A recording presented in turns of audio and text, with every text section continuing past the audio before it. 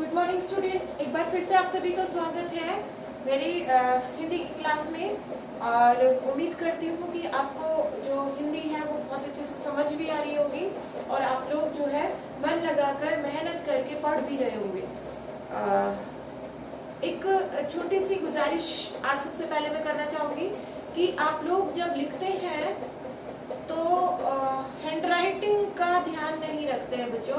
Hand writing जो है वो आपकी उतनी अच्छी नहीं होती है, इवन उतनी भी अच्छी नहीं है जितने अच्छा आप क्लास में कर रहे होते थे। तो मेरी ये रिक्वेस्ट है आप सभी से पहले कि आप लोग जो है लिखते समय हैंड राइटिंग का विशेष ध्यान रखेंगे। आपकी हैंड राइटिंग जो है वो इस लॉकडाउन पीरियड का देखिए आपको यूज करना है, इसे यूटिलाइज करना है। आप डेली 1 पेज हैंड राइटिंग लिखना स्टार्ट करें ताकि आपकी जो हैंड राइटिंग, जिन बच्चों को लगता है कि हम बहुत अच्छा लिख सकते हैं, लिख नहीं पा रहे हैं, तो वो हैंड राइटिंग पेज लिखना शुरू कर दे ताकि आपकी जो हैंड राइटिंग है वो बहुत अच्छी हो जाए।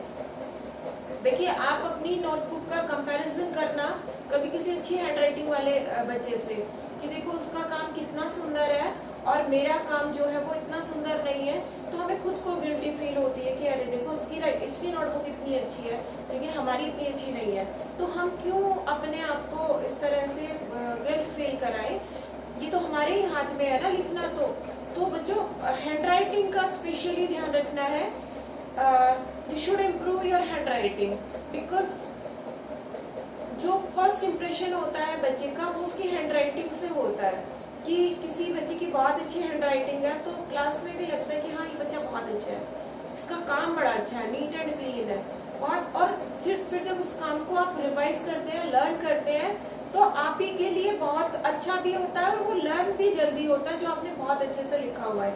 अगर आपने सुंदर हैंड राइटिंग में नहीं लिखा होगा तो फिर लिखते समय खुद का भी मन नहीं करेगा उसे याद करने के लिए कि मैं इसे याद कैसे करूँ, यही सोचेंगे बैठकर। तो हैंड राइटिंग का स्पेशली आप लोगों को ध्यान रखना है। और चलिए आते हैं अपने टॉपिक पर। आप कल की क्लास में हमने लिखा था, जो पिछली क्लास हमारी थी उसमें हमने कहानी लिखी थी प्यासा कौवा, और आज एक और कहानी के साथ मैं आपके सामने आई हूँ और कहानी का नाम है मगरमच्छ और बंदर। आप सबने सुनी भी होगी बंदर और मगरमच्छ की कहानी की। एक बंदर होता है, एक नदी के किनारे पर एक पेड़ होता है जामुन का, उस पेड़ पर वो बंदर रहता है। पेड़ पर जामुन जो है, बड़े मीठे जामुन जो है उस पेड़ पर लगते हैं और बंदर जो है पेट भर के जामुन वहां खाता है। उसी जो नदी होती है पेड़ के नीचे, जो नदी बह रही होती है, उस नदी में एक मगरमच्छ भी रहता है बच्चों। और मगरमच्छ भी वहाँ जो है छाया में आराम करने के लिए उस नदी के नीचे आ जाता। धीरे धीरे बंदर और मगरमच्छ में क्या हो गई, दोनों में गहरी दोस्ती हो गई। अब मगरमच्छ जो है ऊपर से मीठे मीठे जामुन जो है नदी में गिराता और मगरमच्छ जो है उन जामुन को खा लेता। इस तरह से दोनों जो है फ्रेंड बन गए और बड़ी अच्छी दोस्ती उन दोनों में हो गई। एक बार क्या होता है, जो बंदर होता है जब वो मगरमच्छ के लिए जामुन नीचे गिराता है तो कुछ जामुन जो है मगरमच्छ अपनी बीवी के लिए, अपनी पत्नी के लिए ले जाता है घर पर कि चलो आज ना मैं अपनी पत्नी को भी ये मीठे वाले जामुन जो है वो खिलाता हूँ। और वो जामुन लेके अपने घर चला जाता है। जब उसकी बीवी उन जामुन को खाती है तो उसने इतने टेस्टी जामुन कभी नहीं खाए थे और वो सोचती है कि वो पूछती है पहले तो मगरमच्छ से कि भाई आप ये जामुन कहाँ से लाए। तो उसने बताया कि ऐसे ऐसे मेरा एक मित्र है और वो डेली मुझे जामुन खिलाता है। तो मगरमच्छ की जो पत्नी थी उसके दिमाग में एक बात आती है कि जब ये जामुन इतने टेस्टी है और जो व्यक्ति इन जामुन को डेली खाता है, तो डेली कौन खा रहा था, बंदर। तो सोचती है उस बंदर का जो हार्ट है, कलेजा है, वो कितना टेस्टी होगा। और ये सोचकर उसके मन में एक इच्छा आती है कि मुझे तो उस बंदर का हार्ट खाना है, उसका कलेजा खाना है। और यही इच्छा वो अपने पति को बताती है, मगरमच्छ को बताती है कि भाई कुछ भी करो मुझे उस बंदर का कलेजा ला कर दो, मुझे तो वही खाना है। पर जो मगरमच्छ है वो अपनी पत्नी को बहुत समझाता है कि देखो बंदर जो है वो मेरा दोस्त है अगर मैं उसके साथ ऐसा करूंगा तो दोस्ती पे कौन विश्वास करेगा। लेकिन जो मगरमच्छ की पत्नी है वो नहीं मानती है और रूठ जाती है और कसमें दे देती है और पता नहीं क्या क्या करती है, और इस तरीके से जो है मगरमच्छ को उसकी बात माननी पड़ती है। मगरमच्छ भारी मन से नहीं चाहते हुए भी ये काम करने के लिए तैयार हो जाता है। हालांकि मगरमच्छ की दोस्ती में कोई कमी नहीं थी, मगरमच्छ अपनी सच्ची दोस्ती मानता था बंदर से, लेकिन पत्नी की जिद के आगे मगरमच्छ की एक भी नहीं चली। और मगरमच्छ जो है वो बंदर के पास जाता है और कहता है कि भाई आज तुम्हें ना मेरी बीवी ने खाने पे बुलाया है। कि ऐसे अगर कहता है जाके कि भाई तुम्हारा कलेजा खाना तो मेरे साथ चलो, तो बंदर क्या जाने वाला था उसके साथ, नहीं जाता। तो उसने झूठ बोला जाकर कि मेरी बीवी ने तुम्हें खाने पर बुलाया है, तुम मेरे साथ चलो। बंदर बड़ा खुश हो गया क्योंकि दोस्त ही तो थे, दोस्त में तो विश्वास किया ही जा सकता है। बंदर ने सोचा चलो आज तो अच्छा अच्छा खाना मिलेगा घर पे। अब बंदर जो है वो मगरमच्छ की पीठ पर बैठ जाता है, दोनों नदी में जा रहे होते हैं। तो जब आधी नदी में वो पहुंच चुके होते हैं तो जो मगरमच्छ होता है उसे बात सहन नहीं हो रही थी, वो बता देता है बंदर को कि यार तुम्हें एक बात बताता हूँ, तुम मेरे बहुत अच्छे दोस्त हो, लेकिन मेरी पत्नी ने मेरे सामने ऐसी कंडीशन रखी है, ऐसी शर्त रखी है कि भाई उसे तुम्हारा कलेजा ही खाना है। तो बंदर जो है सुन के एक बार तो सन रह गया कि भाई ये क्या आफत है, ये तो मुझे मरवाने के लिए लेके जा रहा है। तो फिर तभी उसके दिमाग में एक तरकीब सूझती है, एक सोल्यूशन आता है कि किस तरह अब अपनी जान बचाई जाए। तो वो झट से कहता है यार इतनी सी बात थी, तूने मुझे पहले क्यों नहीं बताया। बोले क्यों, क्या हुआ। बोले मेरा कलेजा तो मैंने पेड़ पे ही छोड़ दिया है, अगर आपकी पत्नी को मेरा कलेजा ही खाना था तो मुझे बताते, मैं कलेजा साथ लेके आता। मगरमच्छ ने कहा अच्छा ऐसा है क्या। बोले हाँ। तो बोले चलो वापस चलते हैं और उससे वापस पेड़ पे से मेरा कलेजा ले आते हैं, दे देंगे, खा लेंगी वो, अगर उन्हें इतना ही अच्छा लग रहा है तो मगरमच्छ जो है वो इतना कॉन्फिडेंस देख के बंदर का उसकी बात पे विश्वास कर लेता है कि हाँ अगर ये कह रहा है तो ठीक ही कह रहा होगा। और मगरमच्छ जो है वापस मुड़ता है और उसी पेड़ की तरफ चल देता है जिस पेड़ से वो रवाना हुए थे। जैसे ही पेड़ के पास पहुंचता है बंदर झट से छलांग लगाकर पेड़ पर पहुंच जाता है और फिर मगरमच्छ को कहता है कि मुझे बेवकूफ समझाया क्या, जो मैं तुम्हें कलेजा जो है तुम्हें खिलाने के लिए वहां तुम्हारे साथ चलूंगा, मैंने अपना सच्चा मित्र माना था, लेकिन तुमने मुझे धोखा दिया और आज से तुम्हारी और मेरी दोस्ती जो है वो खत्म होती है। तो इस तरीके से जो है बंदर ने अपनी सूझबूझ से, अपनी समझदारी से, अपनी जब बिल्कुल मौत के मुंह में लगभग जा ही चुका था उस समय अपनी जान बचाता है और अपने आप को, अपना जीवन जो है वो सेव करता है। तो इस तरीके से जो है ये एक कहानी थी जिसका नाम जो है वो है बंदर और मगरमच्छ।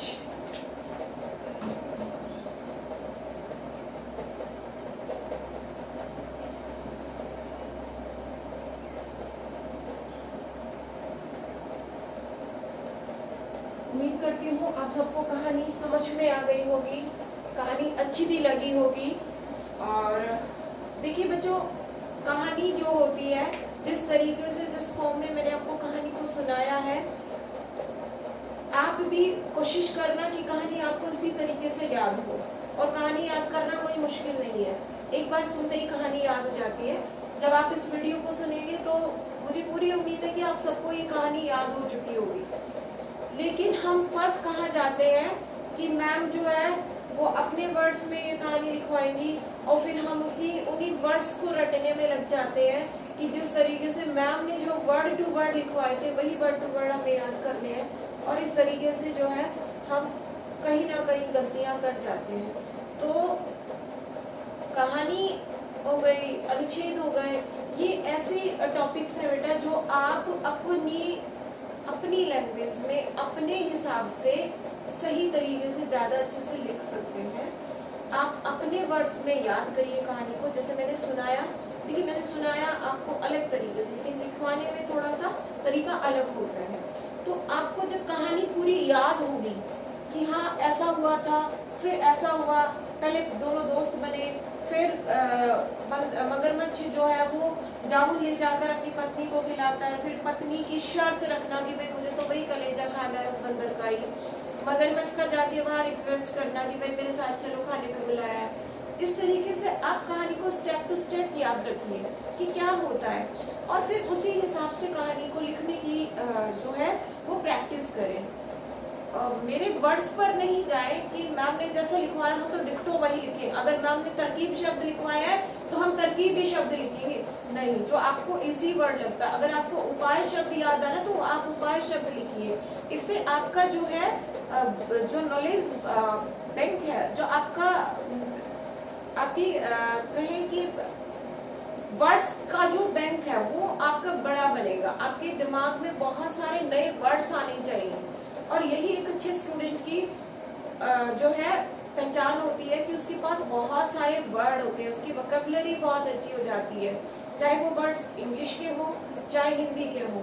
मतलब हमें एक टाइम पर एक ही वर्ड के कई कई समानार्थी शब्द याद आ जाए, इसका मतलब हमारी जो वोकैबुलरी पावर है, जो हमारा शब्द ज्ञान है वो बहुत बढ़ चुका है, और ये सबसे अच्छी एक अच्छे विद्यार्थी की पहचान होती है।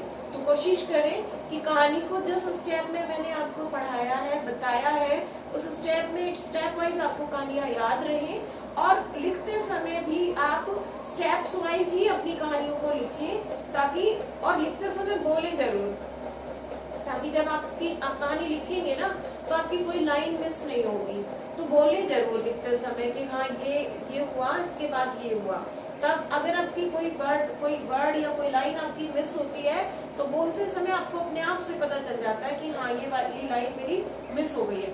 तो हर दो लाइन, एक लाइन लिखने के बाद जितना लिख लिया उसको पढ़िए, ताकि कई बार क्या होता है, पहली लाइन लिखी, दूसरी लाइन लिखी, तीसरी लाइन मिस हो गई, और उसके बाद हमने पूरी कहानी लिख दी है। अब वो पूरा या तो हम इरेज करके दोबारा लिखे, या फिर वही कहीं काट पीट करके और फिर उस बीच बीच में छोटा छोटा सा करके लिखे, जो बहुत ही शबीह सा लुक देता है, अच्छा दिखता नहीं है लिखा हुआ। तो आप कहानी को बोल बोल कर लिखिए, और बीच बीच में अपनी कहानी को चेक कर लें कि हाँ मैंने यहाँ तक लिख दिया, इसमें कोई मेरी लाइन तो नहीं छूट गई है। ये आपका मेथड होना चाहिए कहानी लिखने का। चलिए स्टार्ट करते हैं आज की कहानी, जिसका नाम है बंदर और मगरमच्छ।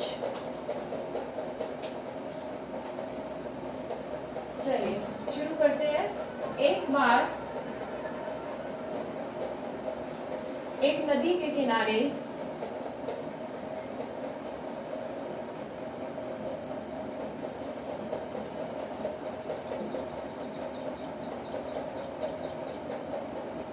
एक जामुन का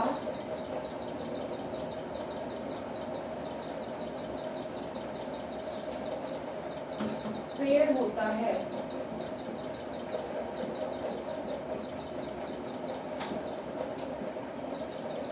उस पर एक बंदर रहता था।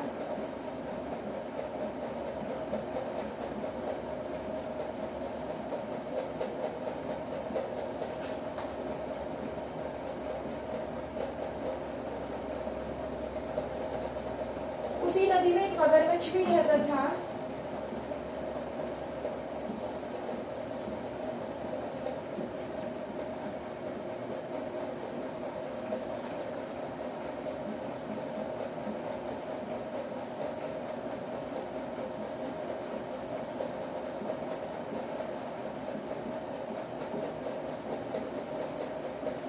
बंदर में मगरमच्छ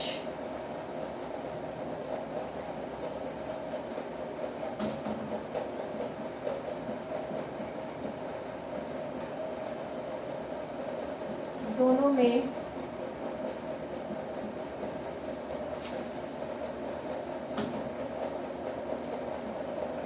गहरी दोस्ती थी।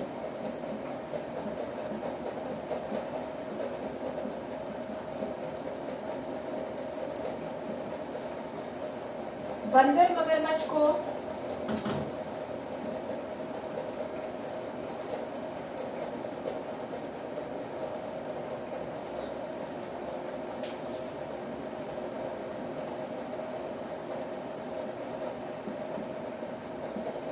मीठे मीठे जामुन खिलाता था।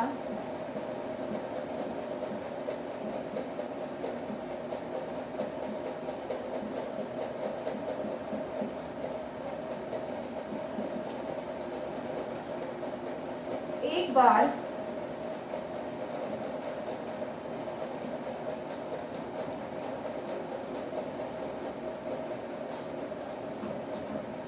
मगरमच्छ ने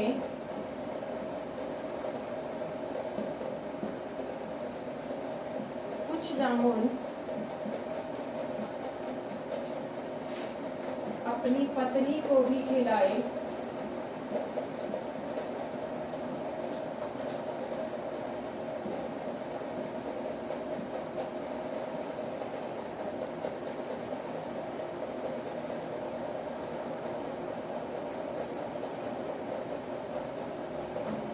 इतने मीठे जामुन खाकर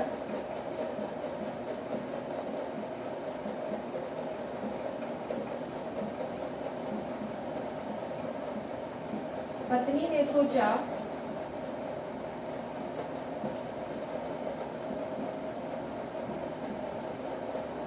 कि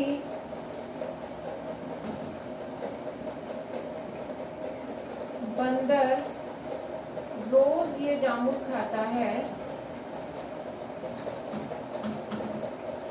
रोज इतने मीठे जामुन खाता है,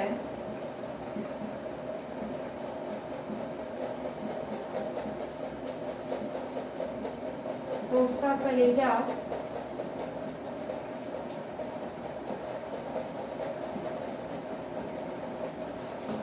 तो बहुत अधिक मीठा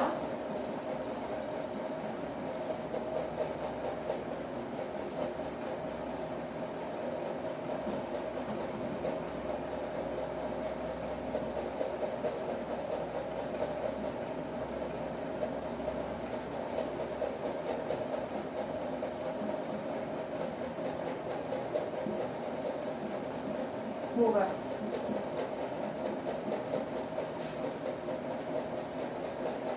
वह मगरमच्छ को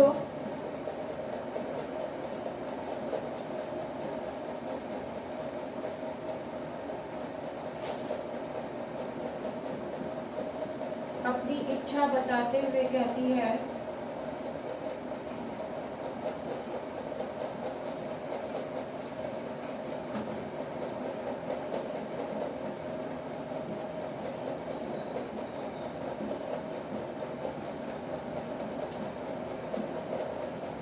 कि मुझे बंदर का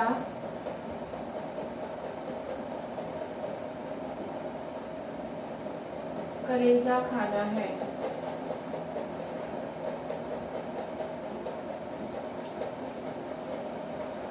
वह बंदर मगरमच्छ जो है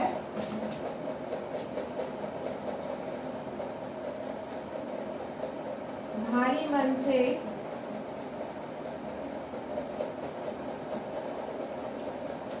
मगरमच्छ भारी मन से बंदर के पास जाता है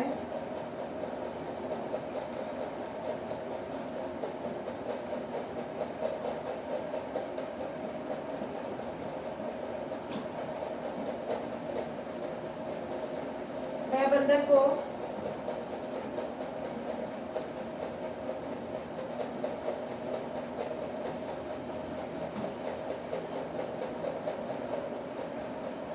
अपनी पीठ पर बिठाकर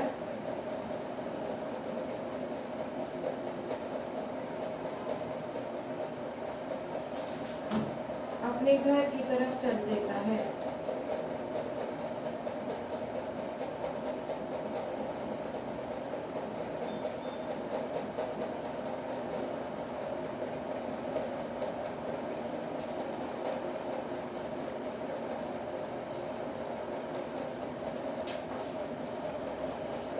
आगे के लिए मैं सीरीज कर रही हूँ बच्चों।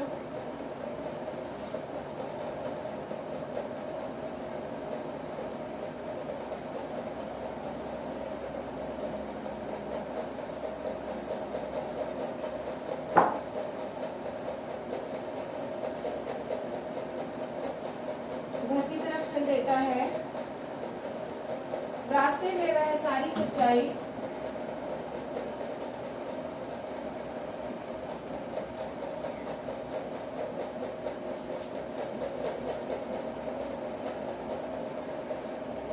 बंदर को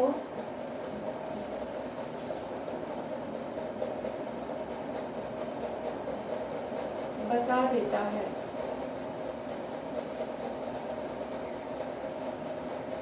तो बंदर ने कहा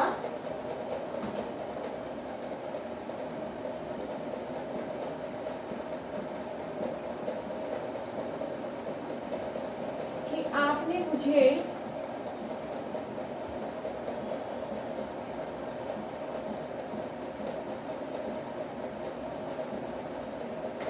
पहले क्यों नहीं बताया।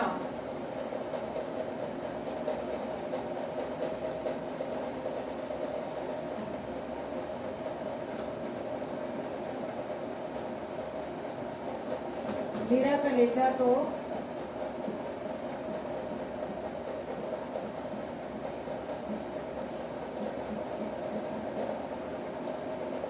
मैं पेड़ पर ही छोड़ आया।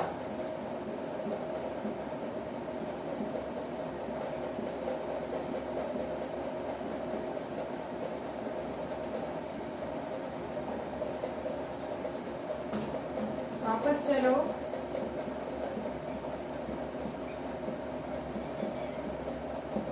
चलकर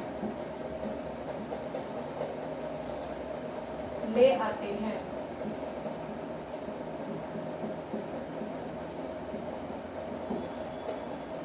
वापस पेड़ के पास जाते ही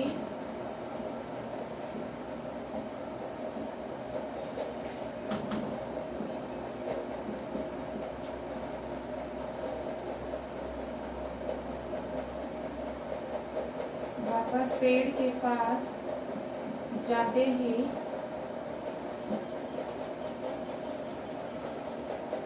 बंदर उछलकर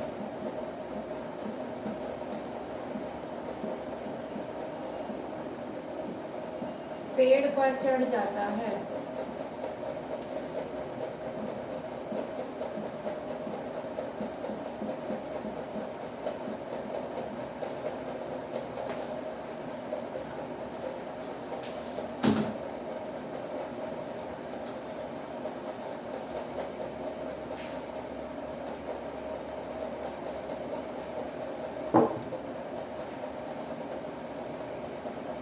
इस प्रकार वह अपनी जान बचाता है।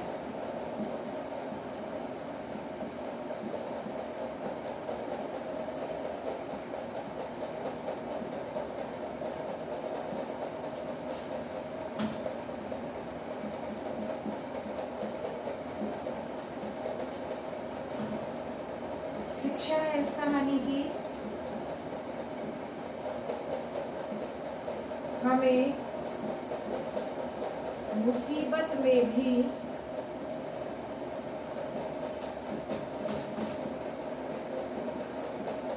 समझदारी से काम करना चाहिए।